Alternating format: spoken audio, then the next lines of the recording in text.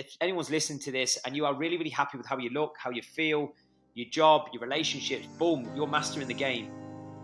But I challenge that. Like, are you truly as happy as what you could be in every area? And if not, identify the area that maybe you're not quite so happy. Today I am joined by none other than Kirk Miller. He is an absolutely inspirational human being. He's been in the fitness industry for such a long time. He's been a cover model, a coach, online coach, and now he's transitioned into a new era of his career. So I'm absolutely privileged to introduce you to Kirk. Welcome to the show, my friends. Yeah, thank you for having me, Dan. Good to connect after all those leg sessions many years ago. Yeah, those were the days before we started recording. We were talking about how we used to just have a totally different training philosophy and almost go down the route of self-abuse in terms of the lengths and breadths that we go to train in such an intense manner. And Kirk definitely is the most intense individual I've ever trained with, for sure. I'm just intense as a person, Dan. The listeners will probably think by the end of this. I promise you, it's from a place of love and wanting people to get better. But intense is, especially if you ask my missus, how would you describe Kirk? It's intense. Add that on the Instagram. Take out the abs of the Miller, and then we'll have Kirk intense. Yeah, exactly. Okay, cool. So, Kirk, I wanted to get you on the podcast because I think we're very like-minded in terms of what you want to achieve. I think you provide tremendous value for your clients and on social media, and you have done for such a long time period.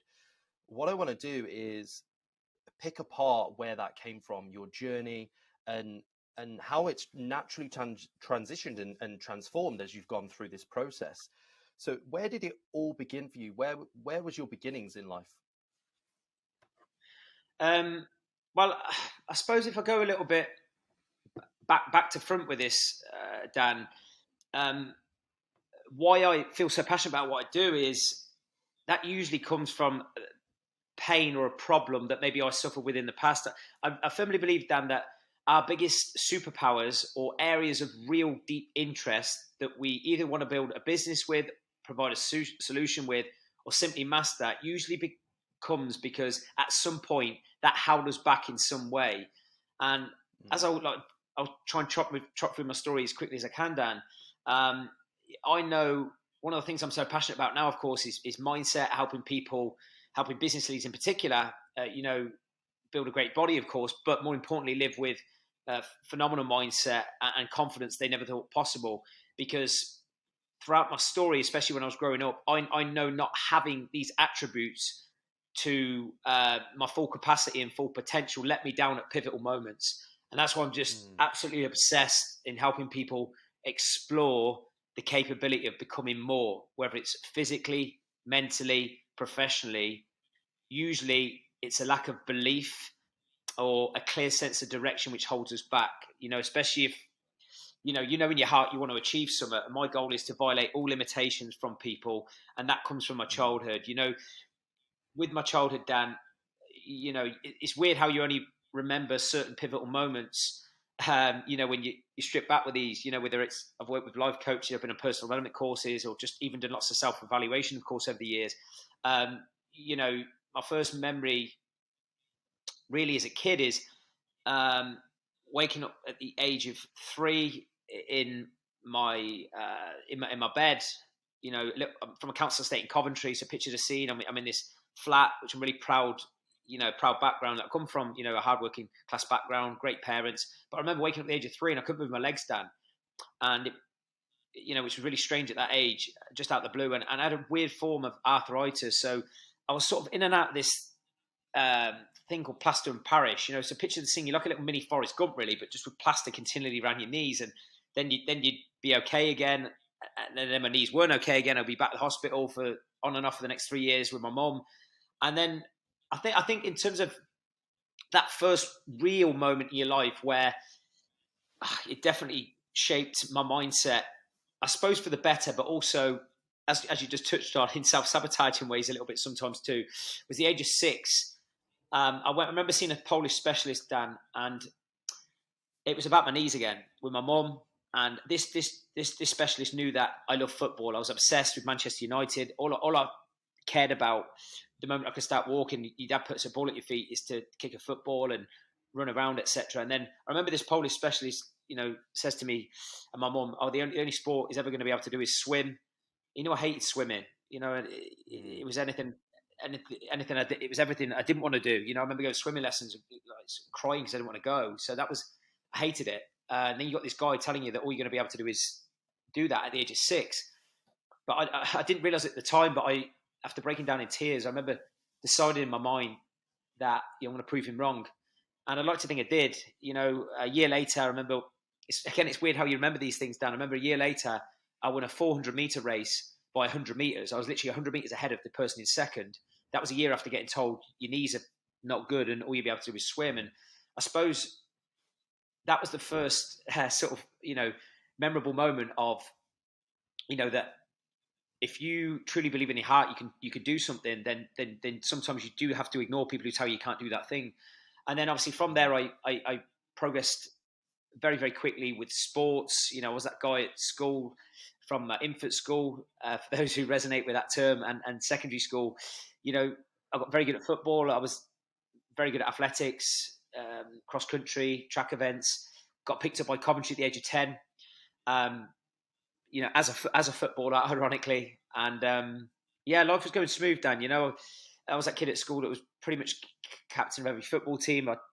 I lost 2 races from the age of 6 to the age of 16, to anyone my own age, which was mental, really. I'm not saying that from an egotistical point of view, because that means nothing, of course, if you're not happy within yourself. But it just shows that when you get dealt a rough card, it's how you react, which is key. And I believe it was my mindset, that did that. But it had lots of problems along the way, which I'm sure we'll unpack on this episode, Dan, because life was going pretty smooth from the age of 10, picked up on Coventry, and obviously I went through them from the age of 10 to 20, so I was pretty much on track to be a professional footballer. But during that period, Dan, and this was like the second moment really, and I suppose this is the real reason why I think, like, I'm absolutely obsessed in helping people expand beliefs and confidence within themselves. And that was at the age of 13. I've sort of shared this on my own podcast, but I want to share it to your listeners here. At the age of 13, I could have joined Manchester United. So I have a scout, their chief scout, in my house. So I've been at Coventry for 3 years. And if you'd have said to me, Dan, who do I want to be and what do I want to do when I'm growing up, it would have been play for Manchester United. I was absolutely obsessed, Dan. And this is when Man United were good. Cantona, Keane, Giggs, Beckham. They were winning everything. And you've got your dream in the palm of your hand. And Coventry found out, offered me a professional contract at the age of 13. So I knew that when I left school, if I took the safe option with Coventry, that was going to be a professional footballer, which was the moment I started kicking a ball, that was my goal. Okay. Technically speaking, I'd achieved that on paper if I signed for Coventry to be a professional footballer with that first contract. Or I take the uncomfortable option, right, which a little bit more fear attached, and signed for Manchester United. And I chose the safe option. That safe option, 7 years later, Dan, I failed. I got released by Gary McAllister in a 30-second conversation telling me I'm not good enough. All right? It's the first time in my life I've been told properly I wasn't good enough. So that safe option, just going back to that, the age of 13, Dan, there was no such thing as a safe option because I later failed with that safe option anyway. So that was the first big lesson in life, that taking the safe and comfortable option is never a guaranteed outcome. And it doesn't work out for me, Dan. And I genuinely believe a lot of people, if you probably evaluate, if you're listening to this, tell me moments in your life where you felt you've grown, you've achieved great things, you really felt good about following through on something. I can almost guarantee it's when you've lent into discomfort and you violated a limited belief about what you didn't think you could previously do by then doing it. And that was the biggest lesson for me, Dan. And I suppose, just as I say to anyone who joins me, when they first come onto Built to Last, which is my coaching program, it's my absolute mission to make sure that anyone I love, care, coach, can provide value for on social media, of course, and even on this podcast. I don't want anyone to look back with what if. because for many years I did with that decision to turn down Manchester United. And I think it held me Yeah. back, and I think it controlled me for many, many years, Dan, being really, really honest, and because I also think, Dan, that even though I was at Coventry and I did sign for them at 17, etc., I think it took the edge off a little bit. I think knowing my character, if I'd have signed for Man United, I'd been around better players, better environment. We'll talk about environment over this podcast. If I'd have been in a better environment, I'd have been forced to become better. And I really believe that in order to be better, surround yourself with people who are better than you, and you have no choice but to get better, right? Mirror their traits, standards, etc. Okay. And yeah, so that's why I'm so passionate about what I do, mate. And when I got let go by Coventry at 20, that was another lesson in life. What you're going to do now, for a career perspective, what's the next target, the next vision? Like, where's your identity going to go? And that was the problem, Dan. I'd attached my whole identity being a footballer, when deep down it was what I did, not who I was. And I think so many people attach their identity to their profession, right? And of course, there are a lot of values tied with what you do and all that sort of stuff. But you shouldn't attach your whole being to what you do professionally, because professional roles, companies, whatever you do for work, they come and go, right? But the most important thing is to expand how you see yourself, the conversations with yourself, right? You need to be happy with how you feel. You need to be happy with how you look. More importantly, the conversations with your own mind. And for all those years, Dan, I definitely weren't. And as you know me, shortly after that period as well, Dan, I've always been in shape. Do you know what I mean? From the age of 16, I've never been out of shape. So I've had the six pack, so there's no judgment on this. Like, if anyone's listening to this, think, oh, he's been on men's health covers and professional footballer, no excuses, right? I've been the guy that's been ripped, but been terribly emotionally fragile, lack confidence, lack belief. I've lacked confidence in relationships in the past, and let my mind control me and hold me back from really achieving great things. So, yeah, a bit of a long-winded way of saying I'm just absolutely obsessed for those couple of reasons, mate. Because after I got let go by Coventry, retrained as a gas engineer because that's safe. You'll always be able to pay your bills. But again, it wasn't what I'm meant to do. And Dan, I won't go too deep into this on this episode, but there are 6 human needs that you need to meet. And if your relationships and what you do professionally aren't meeting your needs, you'll develop reactive behavior patterns and meet your needs in disempowering ways. So during that period when I was a plumber from like 20 to 26, I'm still ripped. I looked good. Okay, had what most people feel was a good job as a plumber, as a gas engineer, which no job's a good job if you don't love what you do and you hate 50, 60 hours of your week of the thing that's taking up that time. And yeah, I was struggling, mate, and then obviously just sort of fast tracking to the when the penny dropped, 2010, of course, I won the men's health cover model competition.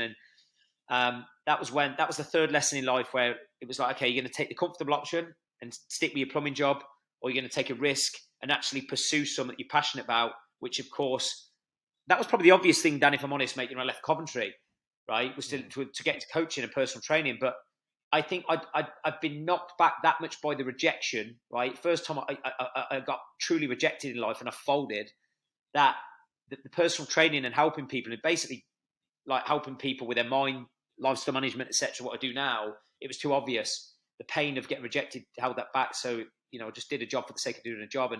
But then 2010, mate, that was when I burnt the boat. It was just enough. That was my third lesson. And firmly believe a lesson will keep repeating itself until you do something different. And thank fuck, Dan, I did something different in 2010. I quit my job with 5 hours personal training, and I had friends, family going, "You mad? What you doing? What about your bills?" I didn't give a fuck, Dan. I knew I was not on this earth to be a plumber. And I knew in my heart that, like, when I focus on something and bring the best of who I am, and I have an intention to help and serve others, then like the universe will reward that. And I'm at my absolute best. When I perform at my best, other people perform at their best. And got into personal training from there, mate. And I suppose the rest is history, really, mate. Yeah, I think a lot of people relate to that massively. I personally relate to it. I didn't know actually all of that backstory for you, so that was very, very interesting. I had a very similar experience in terms of growing up, limited beliefs for different reasons. My family, same as yours, working class, very limited in their own beliefs, probably because of the environment they were in. I would Yeah. imagine.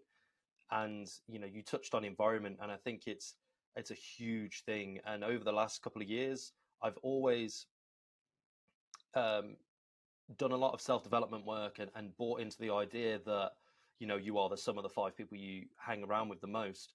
But this year, and really after lockdown and during lockdown, I doubled down on that a lot more. I got myself into networking groups, got myself a business mentor myself, started working with other individuals that were high achievers and doing better than me. And as you said, it just forces you to a level, because you your current ability and what you're currently achieving, you recognize that, or most people will recognize that they could probably do a little bit better. But then when you surround yourself with people that are doing considerably better, in whatever way that you want to Mm. achieve, whether that's financial or helping clients, or whatever your definition of success is, it just opens your Yeah. eyes to what is actually possible and how people are doing things. And it often, over the last 2 years, has made me realize how small I've been thinking because of that. Yeah, yeah. No, I get it, mate. I mean, you should be, anyone listening to this, I mean, just like I say to Dan, everything happens for a reason. Sometimes you need to go for extended periods of time of feeling a certain way to then make a bigger shift. And I suppose what you're trying to do, Dan, and what I'm trying to do is, um, don't wait for an emotional, physical, financial, professional trauma before the penny drops that you are capable of becoming more. And if that Mhm. sounds a bit intense, like if anyone's listening to this and you are really, really happy with how you look, how you feel, your job, your relationships, boom, you're mastering the game. But I challenge that. Like, are you Mhm. truly as happy as what you could be in every area? And if not, identify the area that maybe you're not quite so happy the way Dan's just elaborated on, and myself, and you know, identify where you want to be and what you want in that given area, and then seek out what environment is going to help me achieve that. Who do I need to surround myself with? What do I need to learn? Mm. Who has evidence that they've achieved that thing that I'm trying to achieve, and how can you mirror the traits of behavior, and implement a system to get there. But I'll go as far as saying, Dan, actually, with the environment, Mm. the five people totally agree with that. But I also think now, because a lot of people are so glued to their phones, and even for example, like listening to podcasts and stuff and YouTube. I know I listen to some whenever I can, and especially if there's value to be had. Um, it's not just down to the people that you spend your time with. It's where are you actually focusing your energy and attention. Do you understand it? If someone is listening or watching lots of a certain person's social media posts, and they're not really making them better or maybe think better, or having a damaging effect, then that's just as damaging as spending time with the wrong person. Because ultimately, you got 168 hours in a week, which is stating the obvious here, right? But how you choose to spend your time within that 160 hours a week, and who you spend your time with in that 168 hours, is going to shape, how you think, influence how you train or not train. Definitely, affect what you eat, basically how you look after you, and yeah, definitely probably shape expectations of what you can or can't do in certain areas. So yeah, I'm ruthless with that too, Dan. Now, not just with who I spend my time with, what I absorb, but also even clients like I take on. If someone's a consistent Mm. drain on me or my team, then they can't last too long. That's a really interesting point, and once you said it, it instantly clicks with me. What you consume is ultimately so important. As you say, so many people now are glued to their phone. When they're not glued to their phone, they're glued to a screen of some sort. Yeah, And if you're endlessly scrolling on the old TikTok or on Instagram, like yeah, what are you scrolling through? Is it productive and yeah, conducive to a mindset that enables you to achieve your end yeah. goal, or is it just trash that is just taking up the time that you could be doing stuff? And ultimately it comes down to what you want to achieve ultimately. So there's no be all and end all of what's right, but as an individual, if you have certain goals, then you're going to have to do certain things. Yeah, no, million percent, Dan. It's as black and white as this, right? Um, and again, there's no judgment on any of this. I sound very direct when I say these things, right? But because again, these are things I definitely didn't do for those periods of the years which I spoke about when we first started this episode. Um, but a brutal question to ask yourself is, in relation to what you want in life, whether it's to do with your body, your business, your friendships, your relationships, your learning aspirations, your spiritual needs, right? Does how you set your week up demonstrate that you are committed to achieving those goals and being that person? It's yes or no, Dan. Does the expectation of how you want to look, how you want to feel, and the life you want to have, the financial targets you want to have, just the way you are setting yourself up, your actual day-to-day living conditions, your actions, your habits, and your environment, are they aligned? Right? And that for me is a real simple formula for happiness and progress, like matching how you live, your inputs basically with your expectations. And that is the first thing I address. For example, Dan, if someone we're coaching isn't where they want to be and they might hit a plateau, and we identify, okay, is it your living conditions, your habits, how you're actually setting yourself up, your day-to-day system, or is it your expectations? You're deluded with the outcome. Do you need to up your standards and habits and the inputs, or do you need to lower your expectations? I think so many people in life are unhappy, right, with body, for example, Dan, because they're absolutely deluded about what they want in relation to what they're willing to do.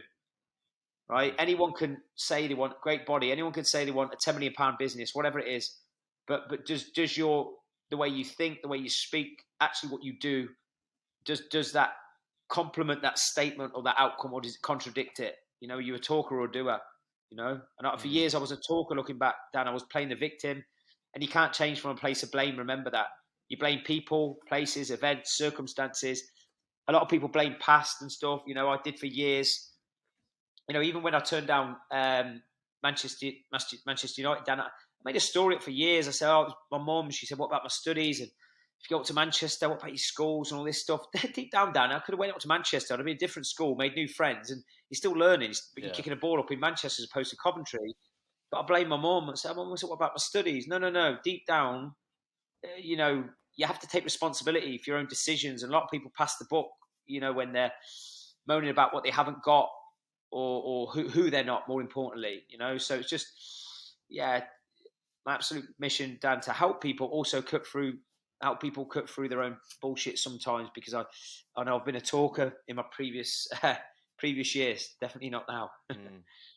It's a very triggering thing as well sometimes when you challenge someone on that, because quite often they've bought into the victimhood or their own excuses as to why they can't, or it's impossible, or the kind of the language that they use on themselves predetermines the results I've found. Yeah. How do you navigate that? Because that is a minefield in itself. Our language is massive. I mean, it's weird. We used to say that, Dan. I shot a short video up in one of my other coaching groups yesterday about language, the power of language, because the truth is this: your language, it shapes your reality. Right, the words that come out your mouth, or even the words you say to yourself internally, they direct your focus. So, one thing I would help overcome, or at least help positively challenge anyone who is saying they can't do this, they can't do that, is is the words that are coming out your mouth, are they focusing on what you want and who you're trying to become, or are they focusing on what you don't want and who you were?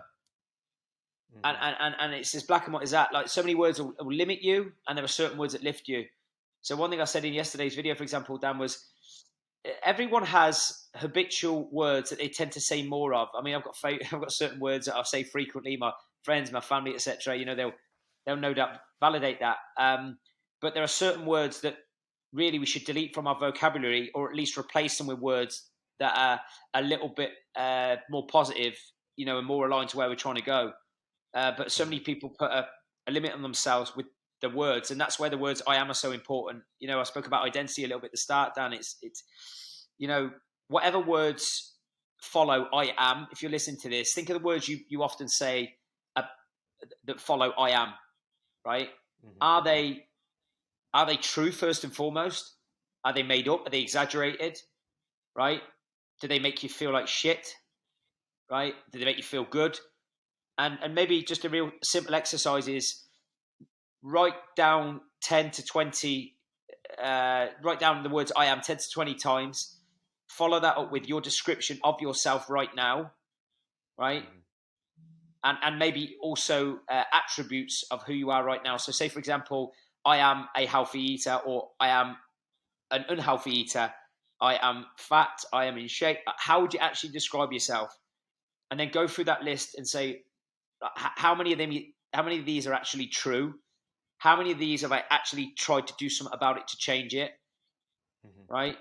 And how many of these descriptions of myself are really going to hold me back from the body, the life that I wish to live?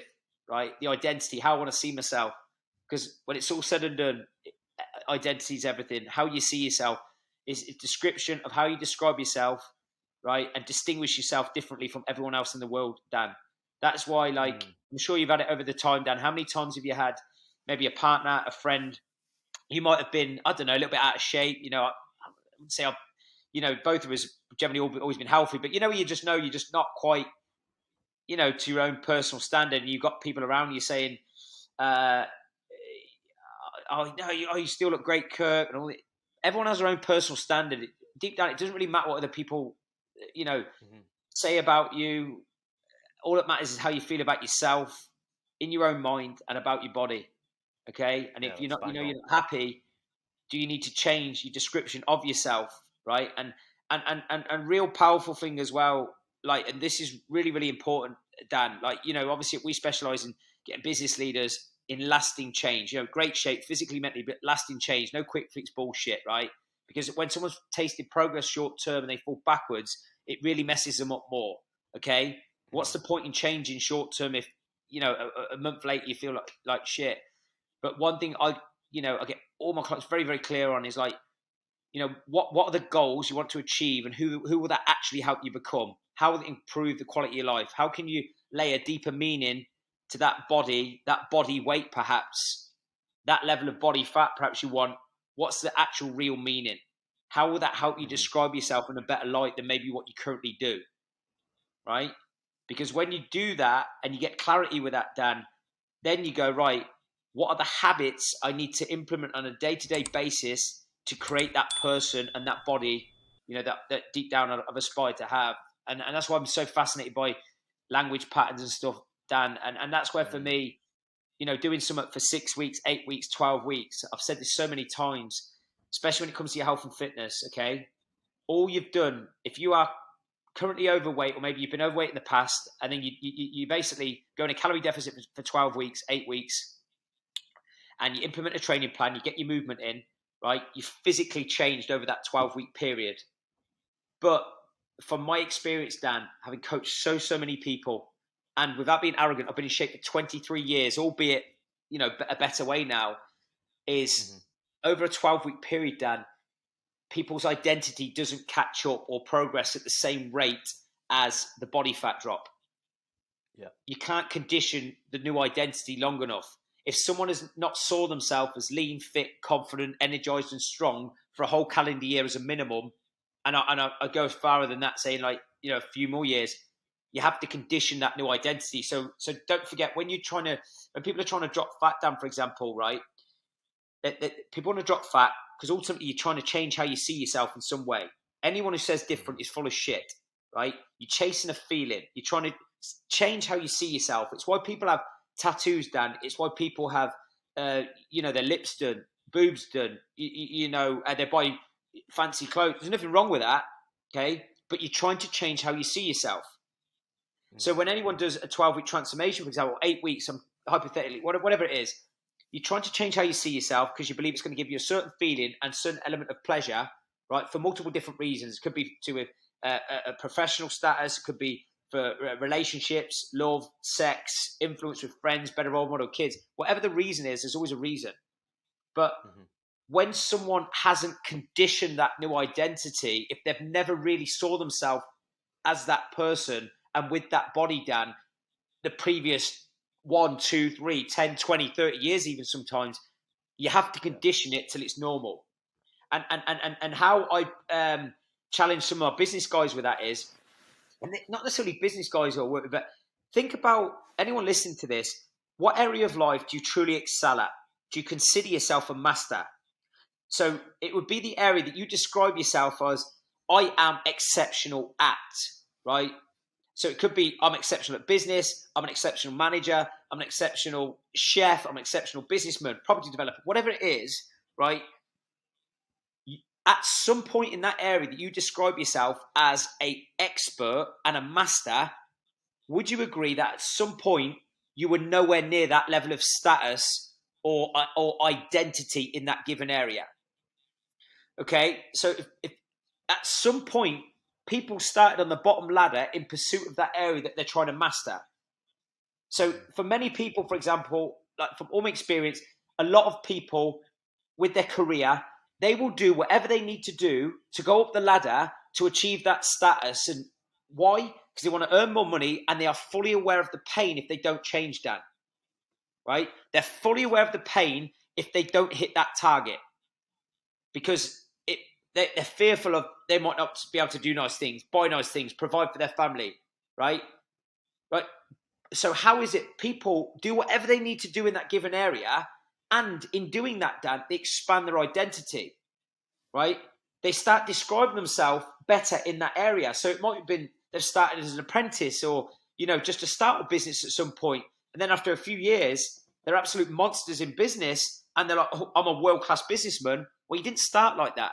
So one thing that I'm obsessed with, Dan, is providing evidence to everyone we work with. At some point, would you agree, you have proved you can expand your identity in your life? And for many, it's their career.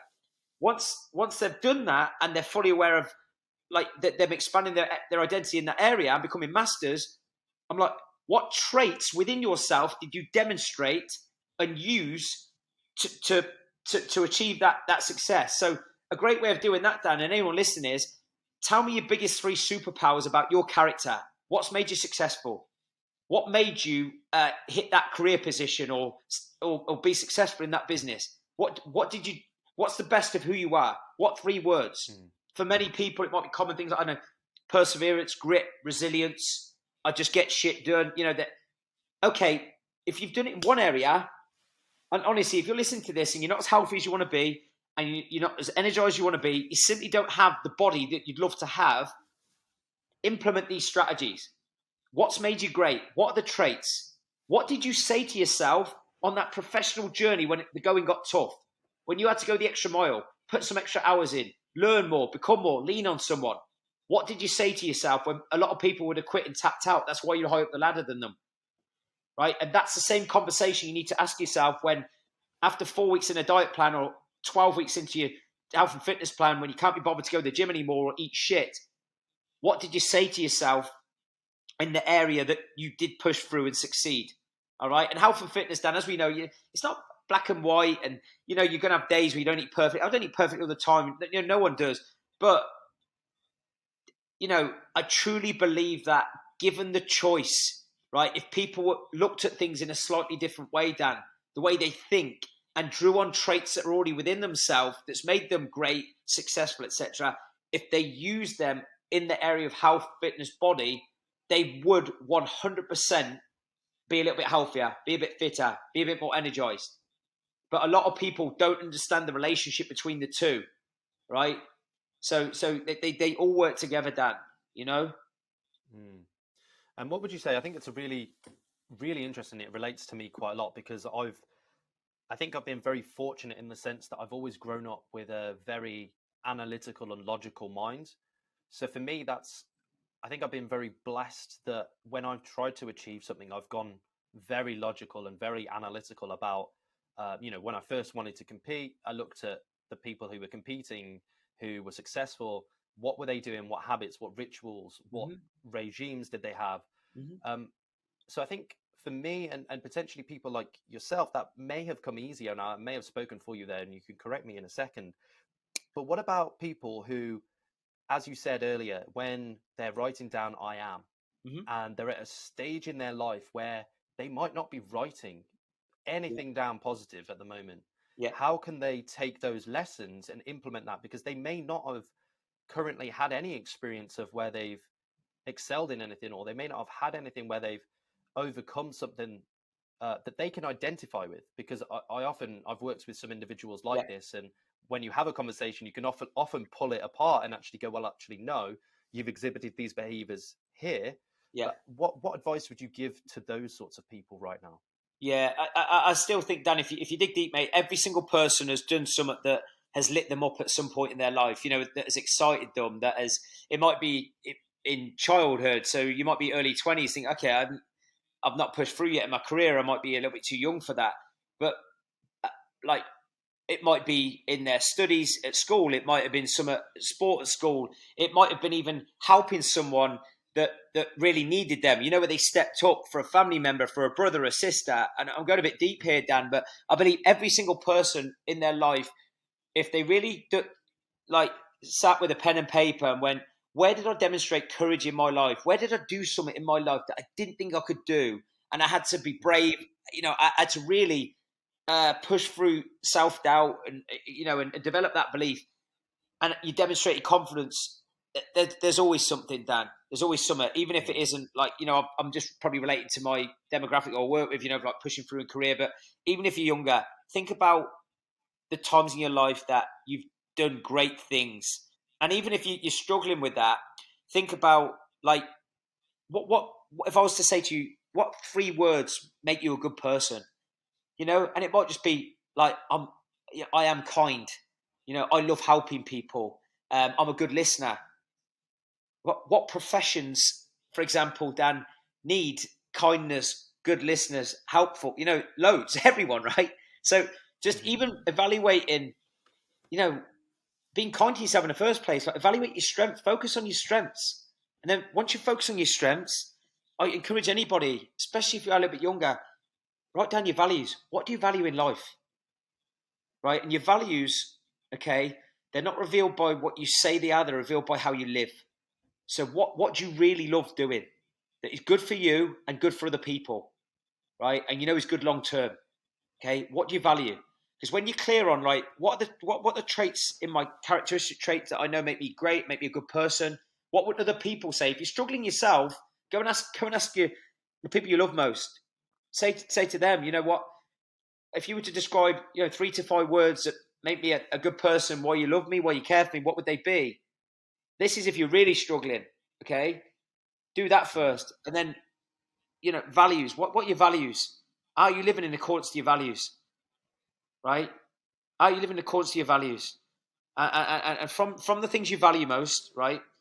The obvious one, Dad, for me and you, obviously, my highest value is health, even before family.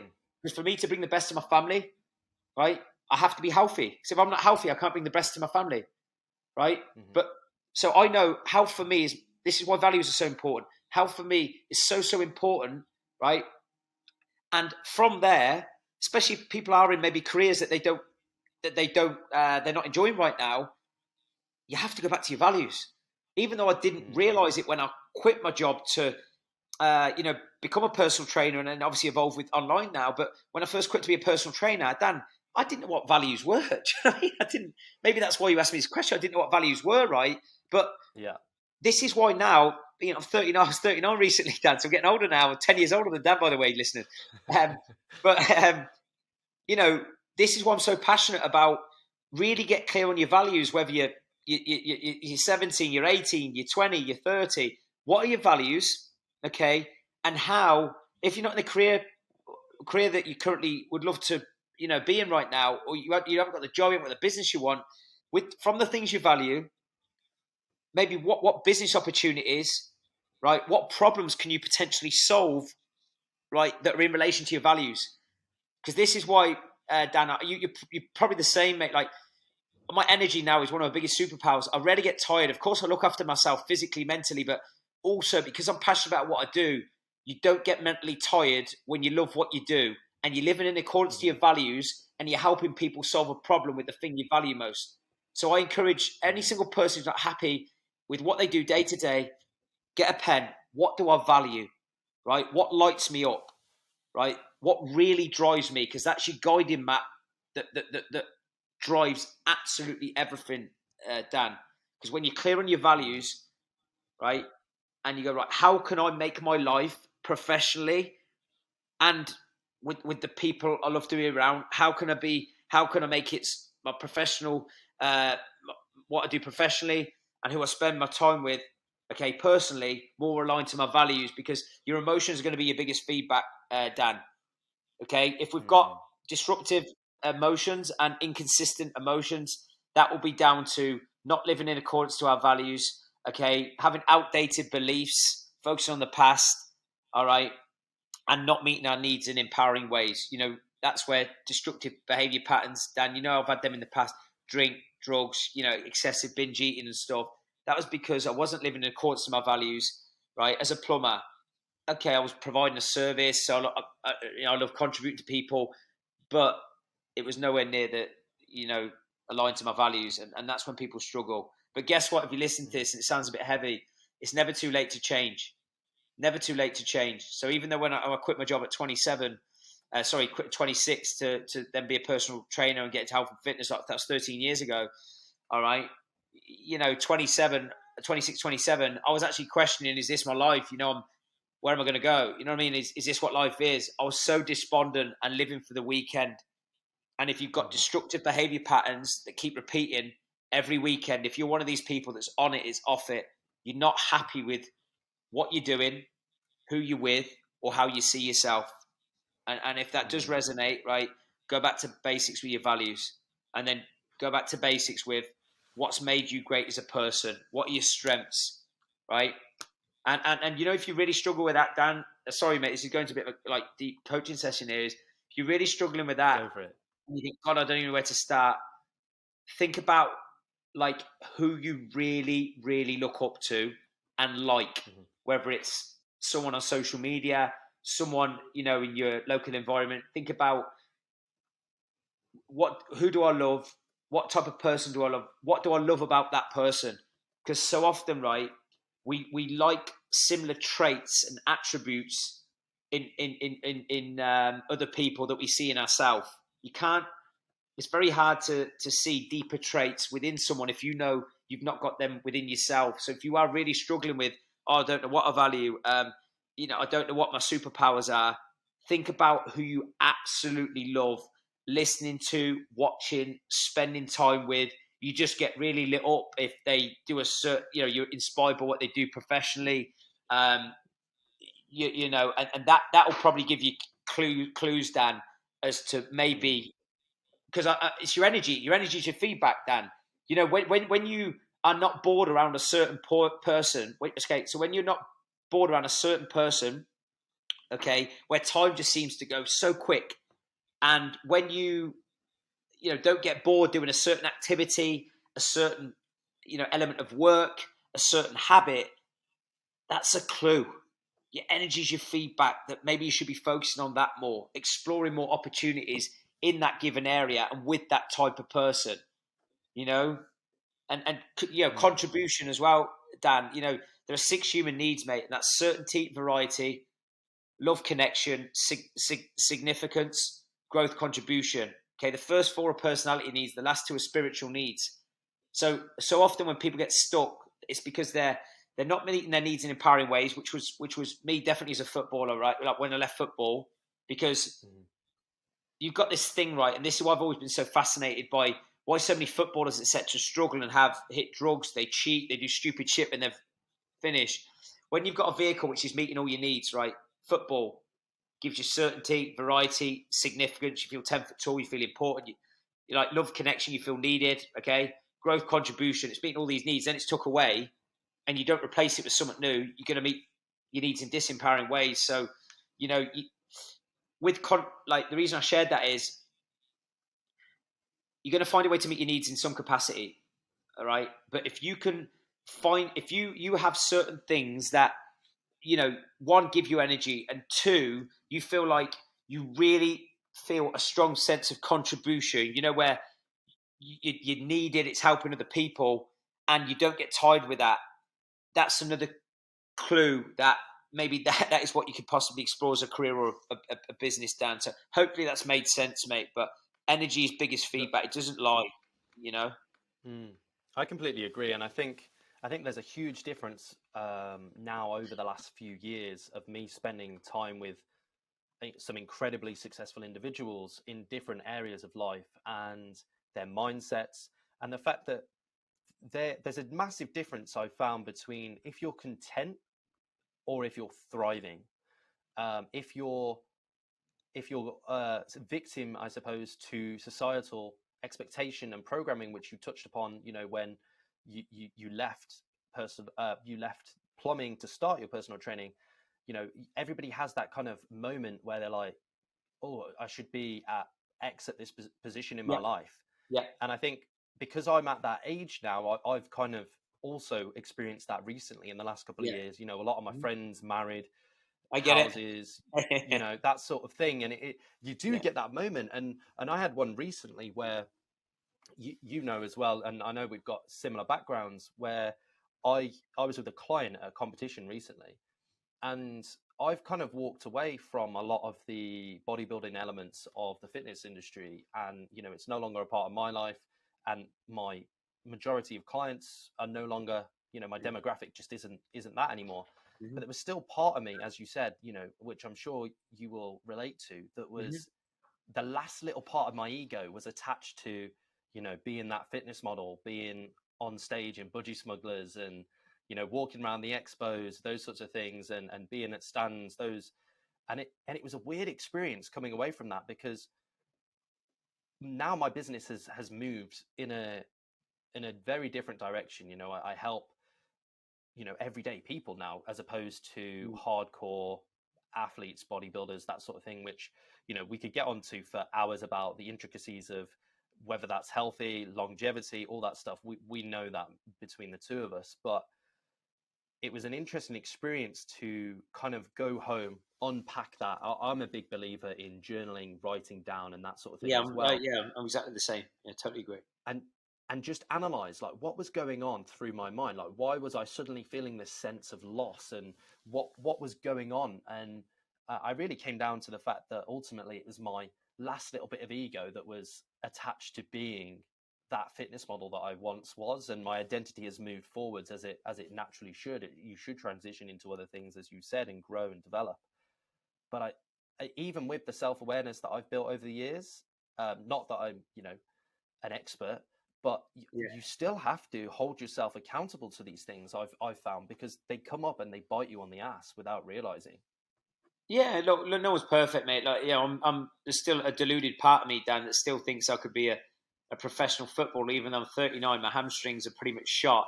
I lasted 8 minutes the time, 8 minutes before I pulled my hamstring. The last time I tried to play about 3 years ago, mate. So everyone's still got that little itch sometimes, but it still comes down to Dan, like whether it was then or now, right?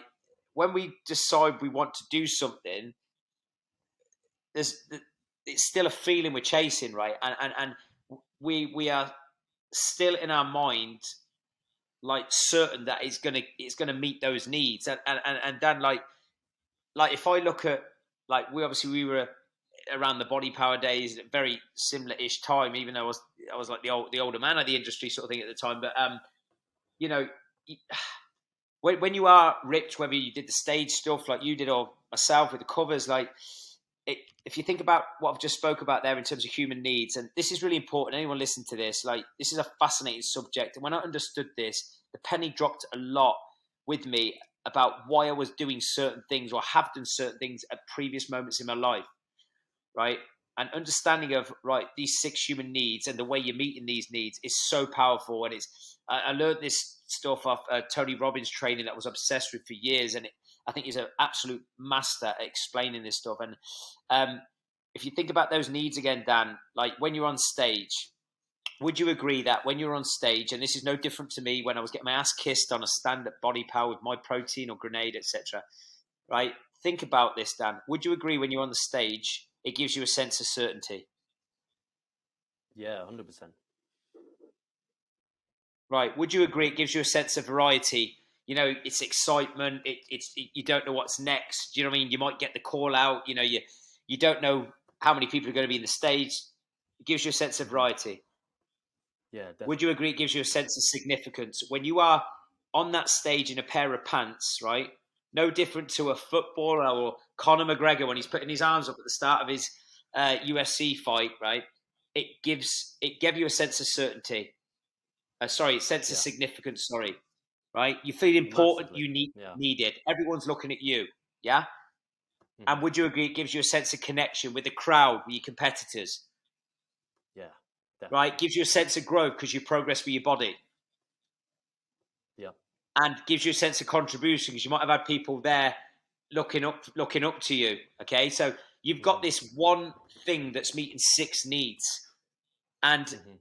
the learning I did on this was when you have any action, thought, feeling, or behavior that meets at least three of your needs, and you repeat that over and over again, it becomes an addiction. This is what I've been fascinated by.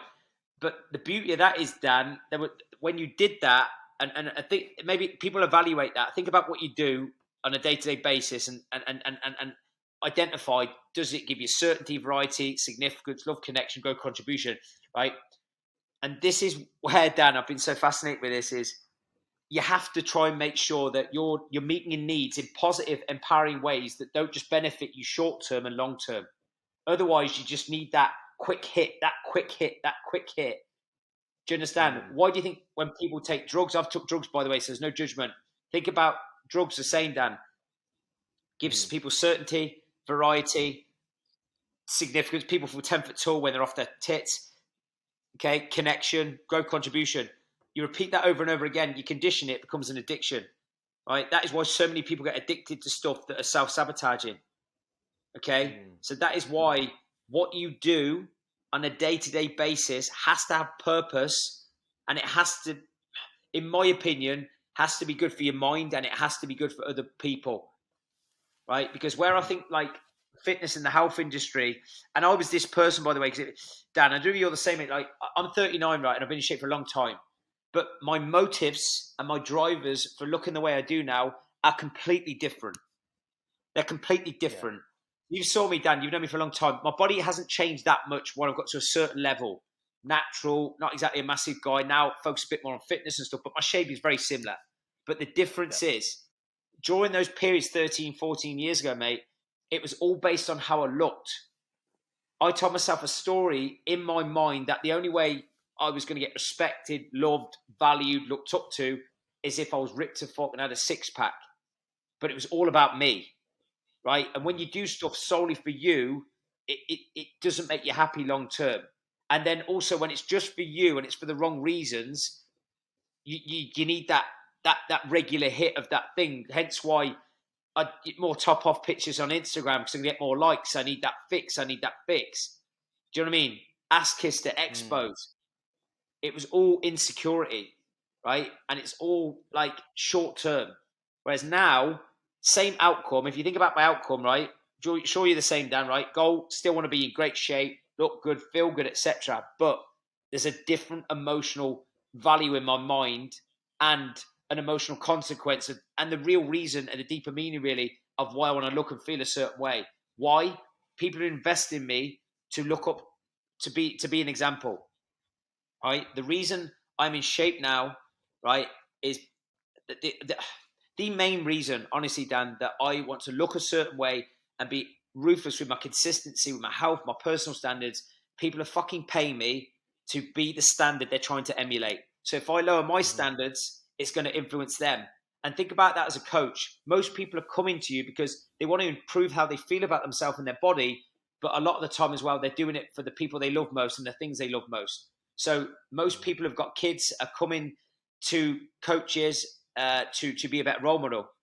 So if I lower my standards, it's going to influence Yeah. the people who are looking up to me, and then it's going to have a ripple effect. It might shape their kids' eating habits and stuff. And that sounds like quite deep, but if you've got kids, your kids are going to copy you. So if you're not being a certain Yeah. example, like your kids are going to follow suit because going back to the human needs again, they want love and connection off no one else more primarily than their parents. Mm. You understand, Dan? So this is where like now it's like an understanding of this of going right. Do I question regularly why I do what I do? That's so important. Like, why do you do what you do? Like, and we don't get this perfect all the time, but I think if you can ask yourself regularly, why am I doing this? What is the real reason I want to do this? Whether it's for work, whether it's a social engagement, whether it's a conversation, whether it's a learning, whether it's going on social media, watching a certain TV show, listening to a certain podcast. Why am I doing this? Right? Is this aligned to my values? Will this make me happy? Even something as basic as that, Dan. Is this? Am I doing this because I know it's what I value and it's going to make me happy, or am I doing this because I'm trying to block out something I haven't dealt with, whether it's to do with work, whether it's to do with a conversation, whether it's to do with a relationship, right, or an outdated belief? Because remember, emotions drive decisions, Dan. So the more we can be aware of these things and basically ask ourselves better questions, Dan, the better. If we can ask ourselves better questions and be thought provoking with this, and anyone younger listen to this, start asking yourself better questions. And a really, really powerful question, like one of the courses I did, Dan, world leading high performance expert, Brendan Bouchard, an absolute animal. One of his best questions, I think, is gold. Whenever you're faced with a decision, you don't know what to do. What would your best future self do in this situation? And I've amplified that a little bit, right? Say if you've ever got a client, a friend, a partner, not sure what to do, they're self-sabotaging, they go, how can I get a grip on things? In the moment, they feel like self-sabotaging. There's a few great questions, but I'll just sort of reword that Brendan one. What would my best future self say, do, or choose in this situation? And then also, what would someone 10 times healthier, leaner, and more confident do, choose, or say in this situation? Because how many times, if we look back on our life today, Dan, would we have made better decisions had we know what we know now, right? That's what we've sort of broken down on this podcast. So if anyone listening to this is just wants to get a grip on their emotions, and there might be a habit that is currently holding them back with their body, their energy, their confidence, or even with that professional push, ask yourself, what will my best future self say, do, or choose in this situation? Because so often that older person, that older version of you, right, looks back with a bit more wisdom and a better answer, Yeah, definitely. And what I think that's a beautiful message to leave it there on. Kirk, that was an absolute phenomenal chat. Thank you so much for coming on. We're definitely going to have to do this again in a couple of months' time. Yeah, so that was deep, guys. I know I went off on a tangent there a few times, but hopefully you should have got from this. I'm extremely passionate about what I do, and just like with my own podcast and obviously coming on Dan's, I don't want to talk for the sake of talking, right? As Dan no doubt shares with his, he hasn't done this for him. Even this conversation between me and Dan, we just sometimes use our own stories to bring forward certain situations and a better way that to help you with your decisions in your own lives. But if you're capable of more, explore it. And you don't have to have everything figured out. But if you're not happy with a given area of your life, just identify. What's the deeper meaning of that? What can you do about it? And are you willing to do something about it? If not, lower your expectations. But I know anyone listening to this podcast, if you follow Dan, you're a go-getter. Dan's even from when I met him, God, many years ago now, you drive across, Dan, wasn't it? From Warsaw or something? You used to drive a hell of a long way just to train with me a few times a month. And it's just commitment. I was a little bit ahead of him at the time, in the industry, and he reached out to me and we had some great sessions, but I really love the commitment, the drive, and and Dan's created this because obviously he wants to get people like myself and obviously share his own magic and other speakers, just little tips of how can we help people become better. And hopefully from today, from my side, just I never want to talk for the sake of it. Like some of the things I've spoke about today, implement them, action them, right? The one thing, just ending from my side, Dan, and confidence is, if you want to live with confidence, right? And even if you listen to this thinking, I am confident, if you know you've got a little bit more confidence internally, externally, right?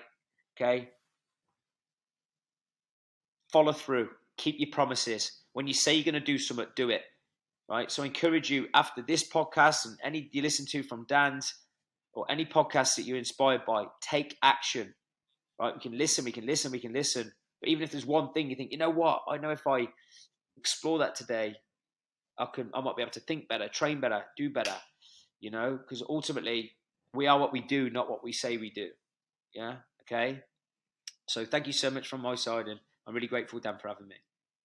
No, thank you. Thank you for coming on, and thank you for the kind words. And one last thing before we end there, where can people find more about you? And is there anything that you'd like to mention before we finish? No, just I really appreciate people's time listening to me. I'm as you well, you certainly would have got like you said, Dan. I'm very intense, and they've just listened to that for sure. But just like Dan, I have my own podcast, the Kirk Miller podcast, and just like Dan's, I'm just absolutely obsessed with adding value and actually providing episodes where every single one you can implement something from that. It's I don't want to waste my time talking if people aren't going to follow through. So the Kirk Miller podcast, and then all my social media platforms is Kirk Miller, across all the usuals, Instagram, LinkedIn, and Dan's a great guy. Please keep listening to this channel. Hopefully, dip your toe in mine too, and please don't hesitate to ask any questions if you ever get stuck with anything, because ultimately, it's all about how happy we can become and living life on our own terms. So, thank you so much for listening. What a message to finish. Thanks for coming on, dude, and thank you all for listening. Awesome. Thank you, Dan.